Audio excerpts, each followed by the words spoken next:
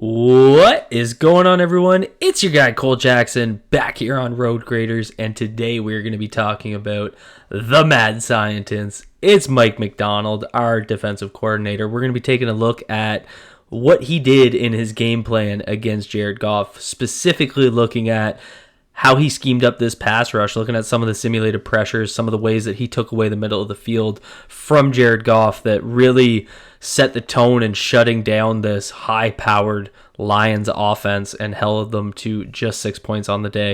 If you guys are looking forward to this content, hit that like button, hit subscribe if you're new here. Let's get right into it. We're going to start here early in the game. One of my favorite plays in this one. We're going to get 4 down linemen here from the Ravens. You got Marlon Humphrey in tight. You got Arthur Mallett here. And then you got the linebackers lined up. You're going to get blitz from Roquan Smith and Arthur Mallett. So you're going to get blitz right there.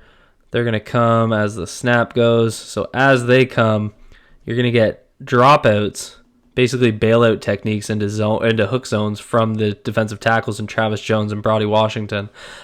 Typically not guys that you want matched up one-on-one, but the real purpose of them dropping out into zone coverage here is to take away this middle of the field. That's always where Jared Goff's doing his best work. It's over the middle of the field, hitting check down routes. And the reason I like this is because quarterbacks are taught to throw into pressure, and so you're going to get pressure from the left side of the offensive formation, so to his left, and that is exactly where Jones is going to drop. And so by doing that, Mallett was able to get there fast enough, so it didn't really matter. But by him dropping there, it's giving Jared Goff something to read so that he can't just dump a ball into here and throw it with anticipation. Jones isn't gonna get a pick six here, but it's enough to make his eyes read a purple jersey, cause hesitation, and then Mallett comes in and gets the sack. So beautiful design. I'll play it through one fast here for you guys. Just a beautiful design. Great hustle by Mallett to get there. We get another one here. You're gonna get Humphrey blitzing off the left side. We'll play it through. Just a typical cornerback blitz. You see the contact there, enough to force Goff out, and then he gets pumped here by Kyle Van Noy. Van Noy actually takes away a sack on this one. But on here, you're going to get something similar. You got big Michael Pierce here lined up in the one tech, and he's going to, right here, curl.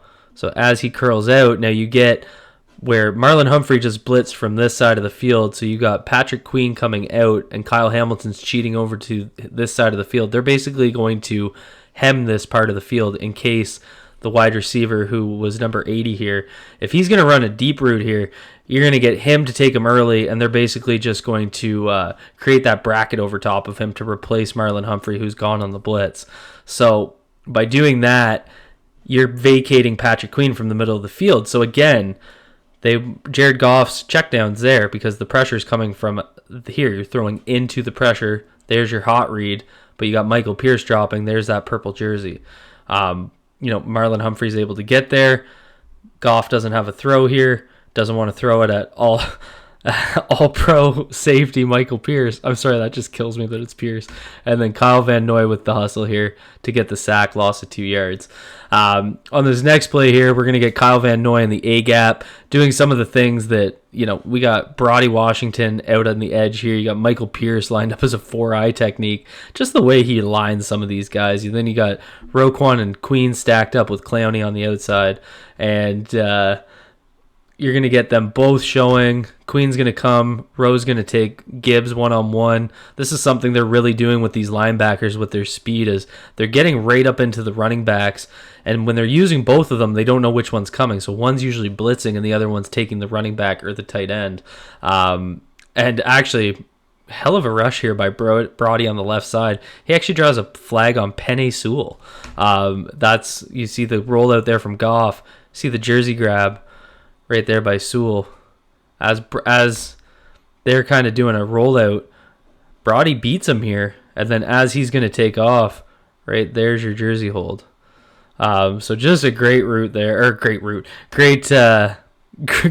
there from Brody, but just the way he's lining guys up, putting guys in a different position, gives a bunch of different looks. Basically, the quarterback seeing something different every rep, and you're going to see something even a little bit more different here. So you got Kyle Van Noy again over the center. You got the big boys lined up out wide again. You got Clowney in a stand-up on this side. And then they're just going to force the step up. You're going to get a little stunt here. So he's going to attack the right guard, Vaitai, get a loop here, and then enough that forces that step up. And so the beauty of this is this gets here fast enough, so you're going to see that selfless rush. He's going to rush right into his hip so that when he goes on the stunt, he can't follow him. Forces Goff to step up this way.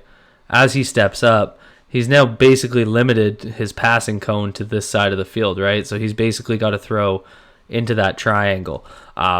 So that's exactly what you want. Forces the incompletion. Nice tight coverage there from Brandon Stevens. So just another really well-designed stunt, something that Mike MacDonald is doing so well. Here's probably, I'm going to show you both angles of this because you can't see the corners come from the end zone angle, but you're going to get a double cornerback blitz. So let's focus on them because we can see them, and then I want to look at the edges on the other view. So they're both going to come off the edge here. You see them both come. Play action pass. Quite the stress on the they didn't drop anybody. They basically kept everybody up. You got free runner here, safety. He's got about 10-15 yards in between them. You got a free runner here, again, a little bit of space. They're going to try and do that bracket with two guys, and then you got someone working up the seam against the linebacker. But this is where you're going to trust your rush to get home before you get into any trouble in your coverage. And so we can see from the other angle, what they're going to do really well here is both edge rushers are going to kind of go in on hard inside slants. So you're going to see right there, rather than trying to rush up straight, you're going to get them coming inside. And you don't really get to see the full beauty of it because they're running a play action blocking scheme here, but by having them come inside, it tries to basically condense the O-line to force those tackles inside, and by doing so, it creates these rush lanes for the corners, and you see them both kind of come in. So that was just a really nice design, good execution, good selfless play by everybody creating those rushing lanes for others. You're going to see them show 5 here. Got a couple guys wide in Owe and Van Noy. You got one of the linebackers stepping up here in Roquan. Millette's going to come from the slot. This is just a hell of a hustle. I don't know what the blocking scheme's doing. You got 4 guys dedicated to 2 Ravens here, and then you got 1 right tackle and a chip tight end dedicated to 2 Ravens. And Arthur Millette's actually coming from here, and he gets a roughing the passer call. You see the flag come out there at the end, but this is just a poor blocking scheme by the Lions. They got to be more prepared for this. But the hustle by Roquan to take on Jahmyr Gibbs, create that, it's basically what creates the free shot for Arthur Millette, who doesn't get there quite on time, and obviously we want to see a better tackle there to avoid the flag, but still just a beautiful design. Again, another look, it's that slot corner. Rather than stepping up, he's coming a bit delayed. Here you get 7 at the line of scrimmage. Urban and Mads are going to curl on this one. Again, taking away that middle of the field, you get the blitz coming here. There's your hot throw, but you're getting these guys to step out, and he's going to end up throwing hot, but nice D again.